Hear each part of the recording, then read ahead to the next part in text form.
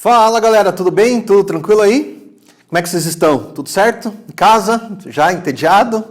Mas faz parte, né? Então, o que a gente pode fazer é estar aqui com saudade de vocês, mas a vida que segue, vamos continuar com o conteúdo. Então, o que eu vou fazer com vocês hoje é uma aula de revisão. Então é um conteúdo que a gente já trabalhou, é um conteúdo que a gente já viu, mas eu preciso dar mais algumas dicas para vocês e fazer mais alguns exercícios. Então eu espero que vocês aproveitem bem essa aula. E aí, eu quero que vocês guardem essa aula com bastante carinho, porque vocês têm aquelas atividades semanais que a gente está fazendo e aquelas atividades vão ser baseadas nessa aula aqui. Então é uma aula de revisão, claro que você tem que ter visto as outras, porque senão não vai adiantar muito, então tem que estudar as outras para depois ver essa daqui, mas é uma aula que eu quero que vocês tratem ela e deixem ela assim num lugar bem importante aí, porque quando vocês precisarem dela, vocês podem assistir de novo e resolver lá aquela atividade que eu vou postar nas salas. Tudo bem? Bom, o que a gente está estudando? A gente está estudando dilatação térmica, correto? E a gente viu basicamente 3 tipos de dilatação: a linear, a superficial e a volumétrica. Vamos escrever aqui a expressão que determina cada uma delas. Então, a dilatação linear é aquela dilatação que ocorre preferencialmente em uma dimensão. Então, quando o comprimento é mais importante na dilatação do que aquelas outras 3 dimensões, do que as outras 2 outras dimensões. Então, quando a dilatação é preferencialmente em uma dimensão, é linear. E para a gente calcular, ΔL, L0 vezes alfa vezes ΔT. Então, isso aqui é dilatação, é a variação do comprimento. Isso aqui é o comprimento inicial. Isso daqui, ó, é o coeficiente de dilatação linear. E isso aqui, a variação de temperatura. Beleza? Quando a gente tem, por exemplo, uma chapa ou uma placa que o comprimento e a largura são mais importantes do que a espessura, a gente vai ter uma dilatação em 2 dimensões. Uma dilatação em 2 dimensões é chamada de dilatação superficial. A dilatação superficial a gente calcula assim, ó, variação na área inicial, vezes beta, vezes variação de temperatura. Então a estrutura da fórmula é muito parecida, né? Então, variação na área inicial, coeficiente de dilatação superficial e variação de temperatura, tá bom? Veja, eu repeti muito isso aqui nas outras aulas. Não é que aqui dilate só no comprimento, é que no comprimento é mais importante que as outras 2 dimensões. Não é que isso aqui dilate só na área, né? É que a dilatação na área, no comprimento ou na largura é mais importante do que na espessura. E ainda a gente tem a dilatação volumétrica, que daí a gente considera as 3 dimensões lá. E a dilatação volumétrica é assim, ó, variação no volume igual a volume inicial vezes gama vezes ΔT. Então a variação no volume inicial, coeficiente de dilatação volumétrica e variação de temperatura. É claro que existe uma relação entre esse coeficiente aqui, ó, esse e esse. Tá bom? Eu já mostrei essa relação para vocês, mas de qualquer maneira eu vou colocar aqui para vocês porque é muito importante. Então, olha só, para vocês não esquecerem. Escreve assim, ó, alfa, beta e gama. Alfa, beta e gama. Claro que os 3 eles não são iguais, então a gente precisa arrumar essa expressão. Então, como o alfa é uma dimensão aqui, ó, eu vou colocar dividido por 1. Se você pegar, ó, o beta e dividir por 2, você não acha o alfa? Porque o beta é 2 vezes o alfa, né? Então, se você pegar e passar esse 2 para lá, o beta é 2 vezes o alfa. Então, beta fica dividido por 2. E como o gama aqui, ó, é em 3 dimensões, o gama vai ficar dividido por 3. Se você pegar o gama e dividir por 3, você acha o alfa. Beleza? Mesma coisa aqui, se você passasse o 3 multiplicando o alfa, o gama seria 3 alfa. Então, essa expressão aqui é uma expressão que engloba os 3 coeficientes de dilatação que a gente viu aí. Tudo bem? Então, linear, superficial e volumétrica. Bem importante, galera, que a gente vai ver na próxima aula, então a gente está na aula 8, eu vou explicar isso para vocês na aula 9, que a dilatação volumétrica também é a dilatação de quem? Dos líquidos. Então, quando a gente fala de dilatação de líquido, a gente também está falando da dilatação volumétrica. Beleza? Tranquilinho? Então, guardem isso com carinho. Isso aqui é aquela coisa que você tem que deixar no caderno ou colocar lá no muralzinho do teu estudo para você sempre dar uma olhadinha, tá bom? Pessoal, vamos fazer alguns exercícios para a gente dar uma treinada nisso e no final eu deixo uma atividade depois para vocês, né, para vocês treinarem, tá bom? Então eu quero começar pelo aquele exercício que eu acho muito importante, que ele vai estar lá na página 32 de vocês, então pega lá a apostilinha, página 32, hora de estudo, e a gente vai fazer juntos o exercício número 18, tá bom? Então, ó, esse é aquele exercício que vocês têm que guardar com bastante carinho, beleza? Então, vem comigo aqui, ó. Uma lâmina bimetálica para, sublinha, lâmina bimetálica, vamos lembrar. Então você pega dois metais e solda eles. Mas tem que soldar, galera, para que um não corra em cima do outro assim. Então você solda esses dois metais, tudo bem? Lembre que eu expliquei para vocês nas aulas anteriores que lâmina bimetálica a gente tem ela dentro de disjuntor, dentro de ferro de passar roupa e assim por diante, tá bom? Então, uma lâmina bimetálica é constituída por duas lâminas, uma de cobre, de coeficiente de dilatação linear 17 vezes 10 a menos 6, e a outra de zinco, cujo coeficiente de dilatação 30 vezes 10 a menos 6. Com as mesmas dimensões a 0 graus Celsius, soldadas entre si e fixadas a uma parede, como mostra a figura abaixo. A respeito desse assunto, assinale o que for correto. Então, antes da gente prosseguir aqui, ó, eu queria que vocês parassem um pouquinho e olhassem aqui para mim, tá bom? Então, para um pouquinho, ó. Veja, na questão, nós colocamos a lâmina de cobre em cima e a lâmina de zinco embaixo. E elas estão aqui fixadas numa parede e soldadas entre si. Quando você olha para esses dois coeficientes, você percebe que o coeficiente do zinco é maior que o coeficiente do cobre. Então, eu posso dizer assim para vocês, ó, que o alfa do zinco é maior que o alfa do cobre. O que significa isso? Significa que o zinco tem que dilatar mais que o cobre quando você aquecer. Então, se a gente aquecer esse conjunto, o zinco tem que adquirir um comprimento maior que o cobre, porque ele tem maior coeficiente. E se você esfriar, o zinco ele tem que diminuir mais de tamanho do que o cobre. Então, ele fica mais comprido quando você esquenta e ele fica mais curto quando você esfria. Beleza? Por quê? Porque o coeficiente de dilatação dele é maior. Beleza?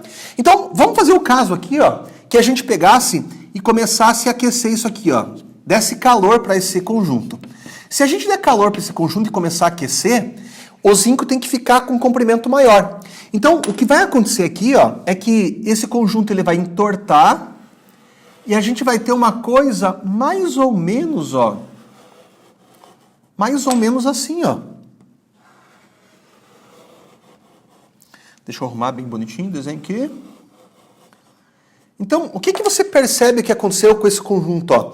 Ele deu uma encurvadinha para cima. Notem que o cobre ficou por dentro e o zinco ficou por fora. Então, o comprimento do zinco aqui, ó, ficou maior que o comprimento do cobre.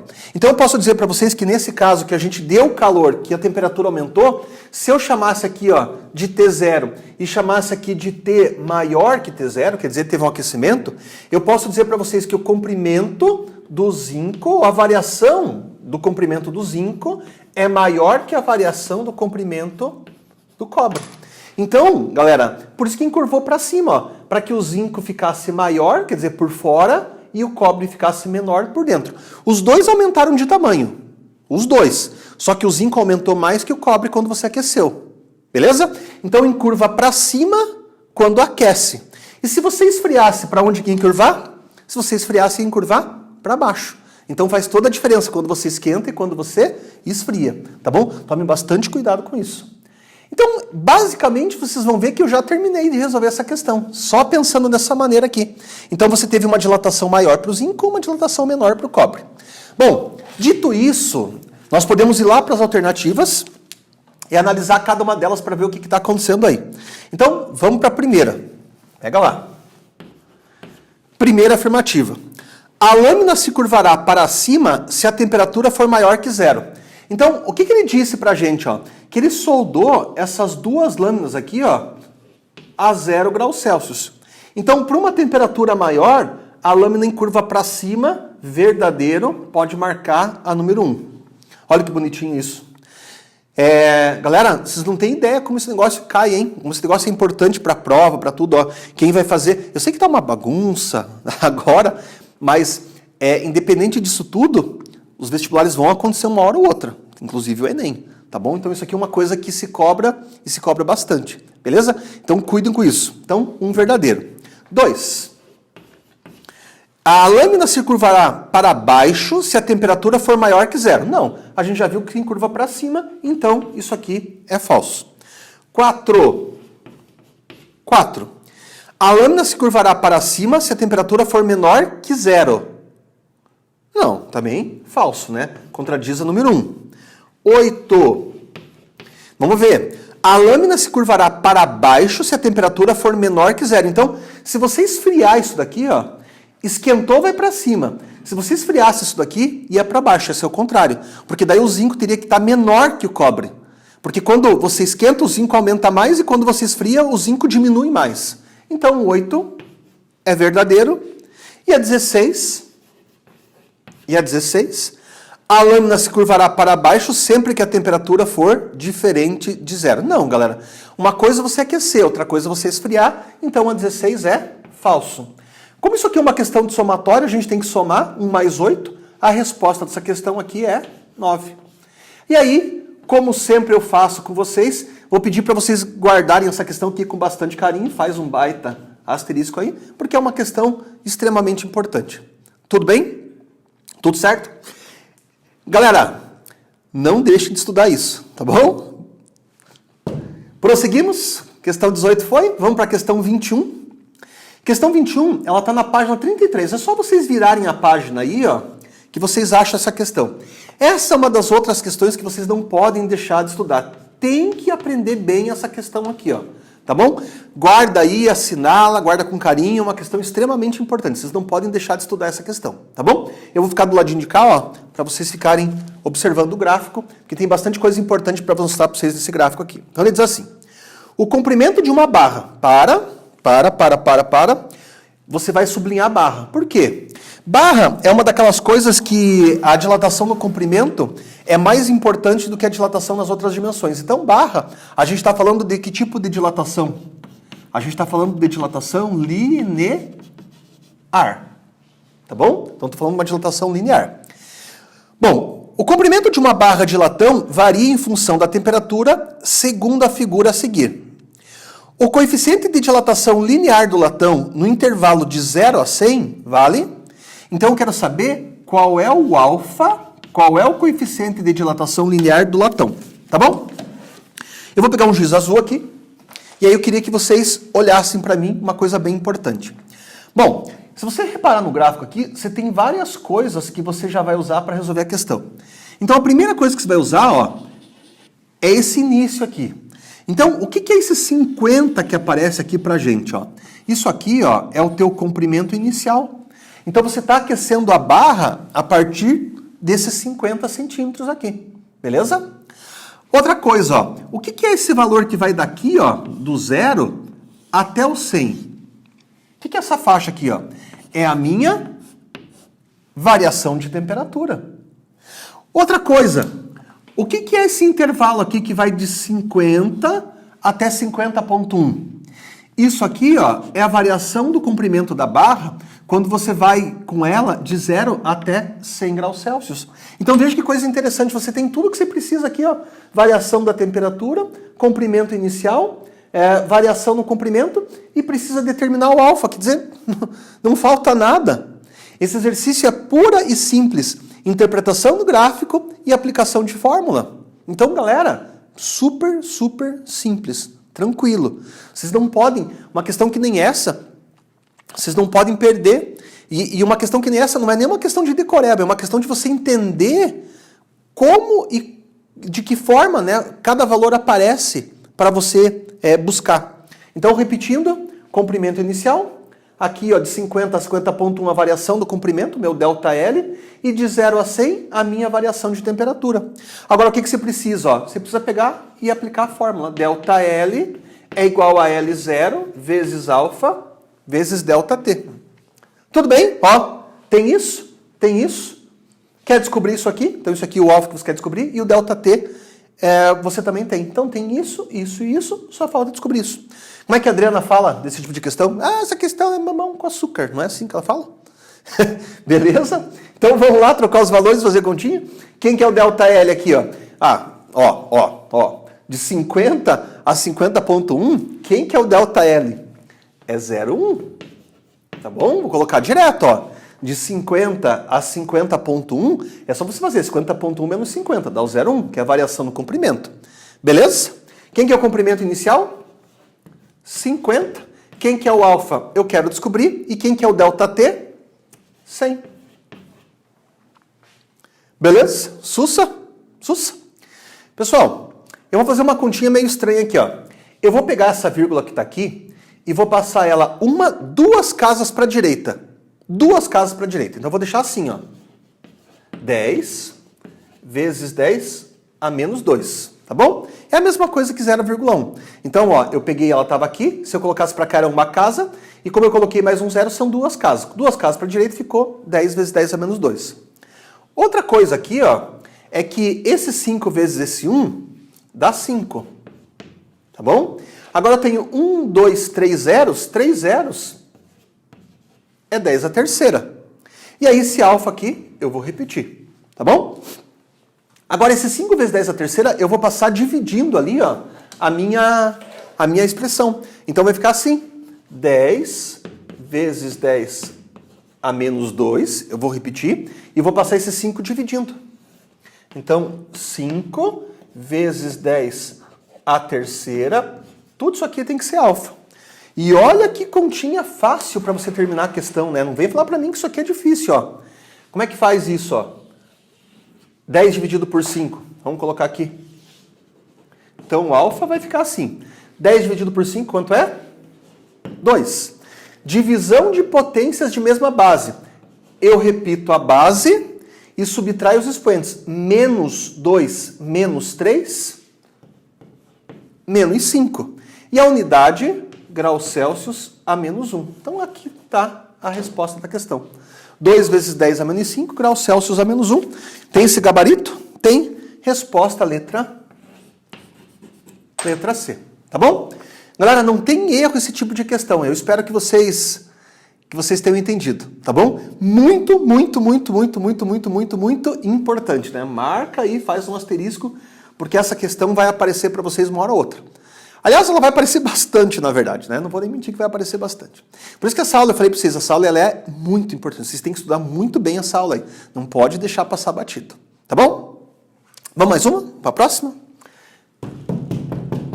Questão 23, página 33. Então pega lá, apostila, hora de estudo, vamos fazer mais uma, tá bom? Deixa eu pegar aqui meu giz, passar mais para cá. Não tem erro. Bom, essa questão, ela é uma questão sobre dilatação superficial. Quer ver por quê? Ó? Você começa a ler essa questão, ela diz assim: uma placa de alumínio para uma placa de alumínio. Então, se a gente fala de placa de alumínio, eu estou falando de uma dilatação superficial. Então, uma dilatação superficial, beleza? Então, uma placa de alumínio de coeficiente de dilatação linear, sublinha isso, coeficiente de dilatação linear, 2 vezes 10 a menos 5, graus Celsius a menos 1, com 2,4 metros quadrados de área, a temperatura de menos 20 graus Celsius, foi aquecida até uma temperatura final de 176 graus Fahrenheit. Qual é o aumento da área da placa? Qual é o aumento da área da placa? Então você veja, ó, para a gente descobrir o aumento, eu tenho que descobrir quanto é o ΔA, ó. Isso aqui é o aumento da área da placa. E aí, de acordo com aquilo que eu expliquei para vocês no começo da aula, o aumento da área a gente vai calcular assim, ó. A0 vezes o beta vezes o ΔT. Então, ó, variação na área inicial, coeficiente de dilatação superficial, e aqui variação de temperatura. Então a primeira coisa que você tem que ficar atento é o seguinte, ó. Primeira coisa, você não ganhou o beta, você ganhou, ó, o alfa. Então você não pode pegar simplesmente e trocar aquele alfa aqui, ó. Então, de cara, eu já vou fazer uma mudança aqui. Eu vou repetir tudo isso aqui, ó, menos o beta. Olha o que eu vou colocar no lugar do beta. 2 alfa. E aí eu coloco a variação de temperatura. Ó, é muito comum, galera, é muito comum em exercício que envolve dilatação, do cara colocar uma alternativa, colocar uma resposta para você marcar, você fazendo a conta com o alfa. Isso é muito comum. Então, provavelmente se você estivesse fazendo prova aqui na escola, eu colocaria uma questão dessa. Então, você faz a questão, você faz a conta dela com alfa, numa dilatação superficial, e aí você deixa uma alternativa lá, o cara faz a conta e vai lá e marca. E não é uma questão de pegadinha, galera, é uma questão de você entender a teoria. Não é isso. Então é bem importante que vocês fiquem atentos a isso, para eu não tentar enganar vocês. Então, quando vocês forem fazer a prova lá, né, for fazer atividade avaliativa, presta bastante atenção se eu estou te dando o alfa ou estou te dando o beta. Então, nesse caso, eu te dei o alfa, você tem que trocar aqui, ó, o beta por 2 vezes o alfa. Tá bom?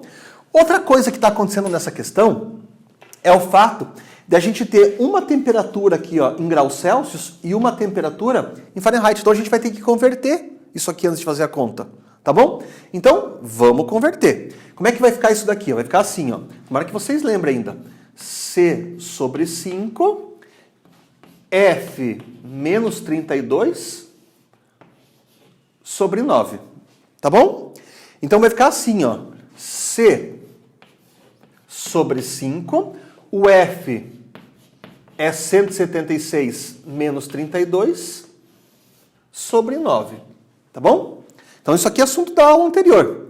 Vamos ver se é difícil de fazer essa continha. 176 menos 32, isso aqui vai me dar 144. 144 dividido por 9 dá 16. Se você pegar e passar esse 5 multiplicando 16, 5 vezes 16 vai dar 80. Então a temperatura final aqui, ó, 80 graus Celsius. Beleza? Sussa? Agora, me ajude com uma outra coisa aqui, ó. Galera, é fácil, ó. Quanto é a variação de temperatura de menos 20 até 80? Quanto eu subo a minha temperatura de menos 20 até 80? Me ajudem. Me ajudem. Pensaram? Então pensa assim, ó. De menos 20 até o zero já dá 20. E do 0 até 80 para cá, né? Vamos fazer assim, ó, né? Assim, tá bom? Do menos 20 para o zero já dá 20. E aí, do 0 para o 80, dá mais 80. Então, de menos 20 para 80, quanto variou a temperatura? Essa temperatura variou 100 graus Celsius. Então, isso aqui, ó, é a minha variação de temperatura, 100 graus Celsius. Beleza? Ó, de menos 20 até 80. Agora que você fez tudo isso, é só trocar os valores aqui e fazer continha. Não tem erro. Então, vamos lá. Variação da área, eu quero saber. Quanto é a área inicial? 2,4. Quanto é 2 vezes o alfa? Vai ficar 2 vezes 2 vezes 10 a menos 5. Vezes 10 a menos 5. E aqui eu vou colocar a variação de temperatura, que é 100. Bom, variação na área, então, vai ficar assim, ó. Galera, 2,4 vezes 2 dá 4,8. 4,8 vezes 2 vai dar 9,6. 9,6. E esse 10 a menos 5 com esse 100 aqui, ó, ele vai ficar 10 a menos 3. E isso aqui, ó, metros quadrados. Então vamos ver se tem essa alternativa aí. Não tem essa alternativa. Claro que a resposta já tem que ser a letra C, porque é a única que aparece alguma coisa parecida com isso, né? É a única coisa que aparece aqui, tá bom? Veja, pessoal, para passar de metro quadrado, ó, olha aqui, ó, para passar de metro quadrado para centímetro quadrado, você tem que multiplicar isso aqui, ó, por 10.000, tá bom? 10 à quarta. É só você lembrar o seguinte, ó, pensa comigo o seguinte, quando você vai passar de metro para centímetro, você multiplica por 100, tá bom? Porque 1 metro são 100 centímetros. Agora, quando você está convertendo área, você tem que multiplicar a largura e o comprimento. Então, é por 100 vezes 100. Por isso você tem que multiplicar por 10 à quarta. Então, se você pegasse isso daqui, ó, e multiplicasse por 10 à quarta, o que daria isso daqui, ó? Daria uma variação de área igual a 96 centímetros quadrados. Aí. Entenderam por que 96?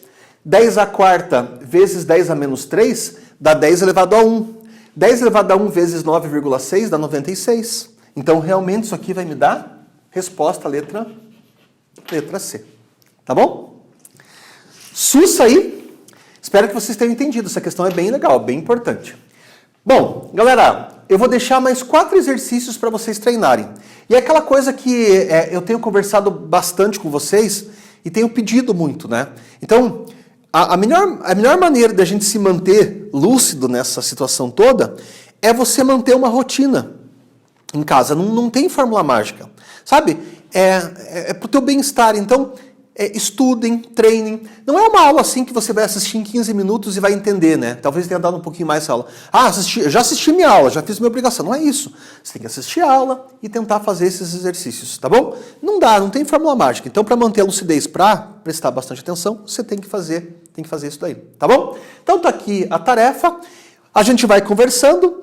Vão me mandando mensagem, eu sempre digo para vocês, vocês me mandam mensagem dizendo, professor, eu não quero incomodar, desculpa. Não, manda mensagem lá que eu vou ajudar vocês, beleza? Um abraço aí, tudo de bom, até a próxima. Tchau, galera!